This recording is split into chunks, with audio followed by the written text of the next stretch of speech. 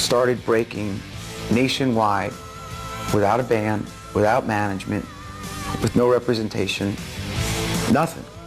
With several major labels eager to grab him, Mercury Records made John an offer he couldn't refuse. And that's when John called me up and said, we got a record deal.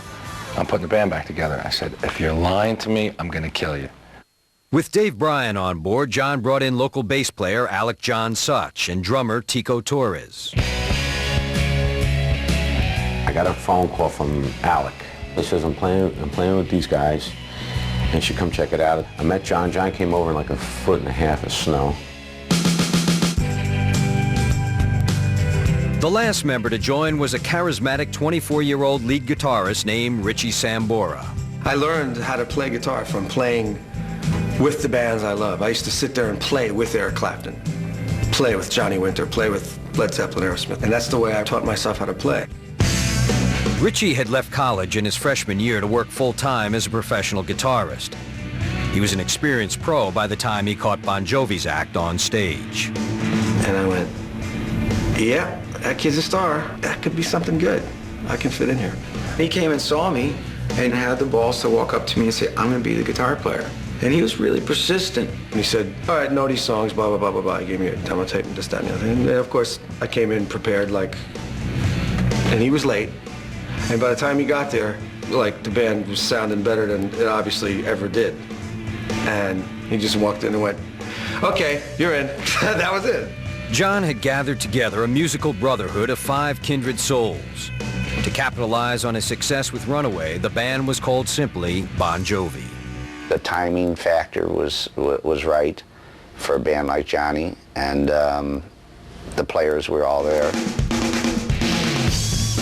Rock manager Doc McGee had made a name for himself working with Motley Crue. In the fall of '83, he set his sights on Bon Jovi. I think the pitch was, if you want to be the biggest band in the world, man, we can go do this. Motley was happening, and our first record was coming out, and I went with P.T. Barnum. Bon Jovi released their self-titled first album in February of '84. Initial sales were modest, but the Bon Jovi Brotherhood would soon build a loyal audience on the road. I said, you play everywhere you can, with whoever you can, all around the world. It was a gang. It was a gang against everybody, you know. And it wasn't against another band you're playing with. It was to win over the audience. Coming up, the highest of high times. It was total nudity. Girls were taking showers on the stage during the sets. And later, the family struggles to survive. If the band was going to break up, that would have been a good time. It was as down and dirty as you can get. When Behind the Music continues.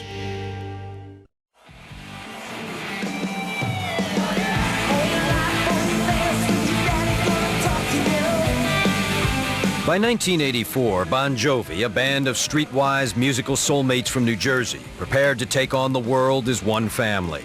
With a debut album to promote, they toured the world, opening for bands like Kiss and the Scorpions.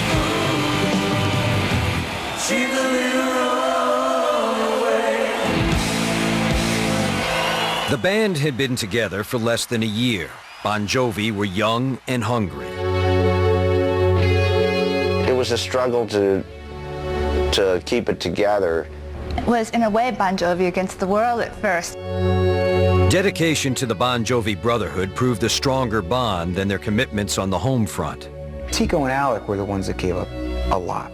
They were both married. They needed income. They had bills to pay. I owned a home. Most of the guys lived with their parents. It was a different financial situation for me and them. But I believed in it enough to go for it. Tico felt rolling the dice with Bon Jovi was worth the risk, but feels it strained his relationship with his wife. She didn't believe in the gamble. You know, I said, well, no, I believe in this. There's something to this. I'm going to do it. And she didn't stick with me.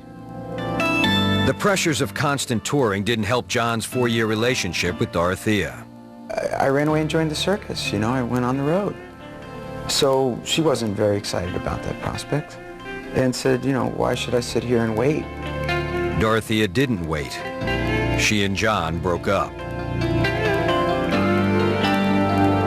John hid his pain from everyone, even the band, In public, he appeared in the arms of actress Diane Lane. And I was running around with the starlets and playing the game that all the young kids do, and, you know, had a movie star girlfriend and all that goofy stuff.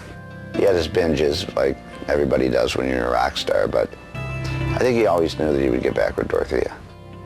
It was an unspoken pact among the Bon Jovi brotherhood that they never discussed their feelings publicly. But pain bled into the songs on their second album, released in 1985.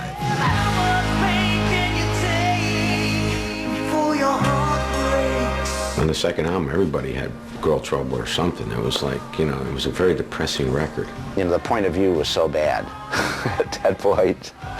It's just, you know, you read the lyrics and you want to cry. We toured for another 9 months all around the world, but as songwriters and as the alchemy of what the band was, we weren't making any headway. And I was very concerned, personally. Very, very concerned about that. It was a weird time in the band. If the band was going to break up, that would have been a good time.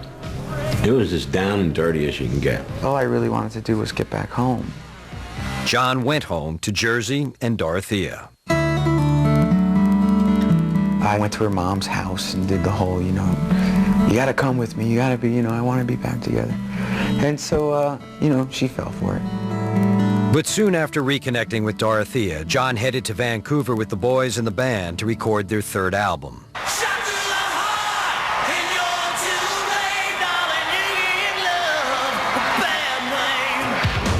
We all moved into this condo together. Vancouver was the World's Fair was in town, and that city was just about to burst. It was just such a great feeling there. The band spent every minute together. Studio sessions were grueling. But when the work ended, the Jersey boys tore up the town. They have the best strippers in the world up there, and they've got, I don't know, half a dozen strip clubs that these guys lived in. It was total nudity. Girls were taking showers on the stage during the sets. I think even when, you know, we didn't go out and whoop it up, we always had something going on, like a card game or something happening. Of course, there'd have to be a few go-go girls around while we played cards, or dancing for us while we played, of course.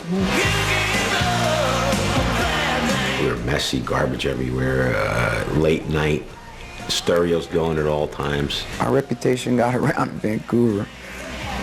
Our lines didn't work by the end of that record, you know. The clock strikes 10 out on the streets. Bon Jovi's 6 lusty weeks in Vancouver inspired the title of their new album. We're sitting in the strip joint, and Doc McGee said, you know, I got this weird idea. What about Slippery When Wet? And we're sitting there going, what? Yeah, right, Slippery When Wet. You know, there's girls physically soaping themselves up naked in the shower, 3-song sets. Sounds like a good title to me.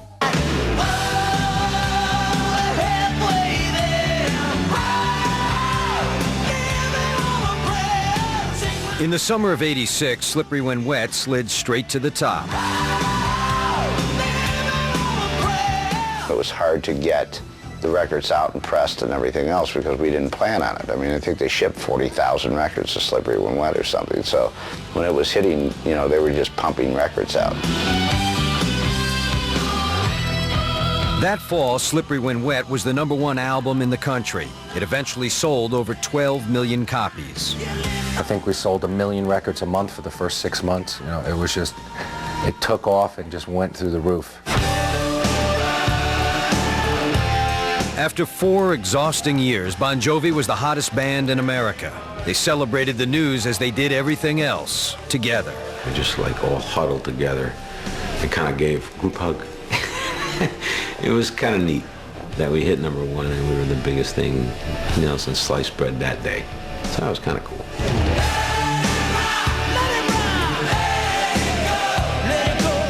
We became rock stars, you know, we became rock and roll stars like we always imagined.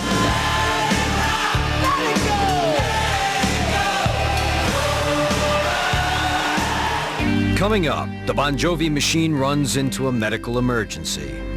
It was like General Hospital more than it was a rock show. I mean, pretty soon it was like, you can't take all this stuff. And later, a rowdy ride to Russia. I was like, this is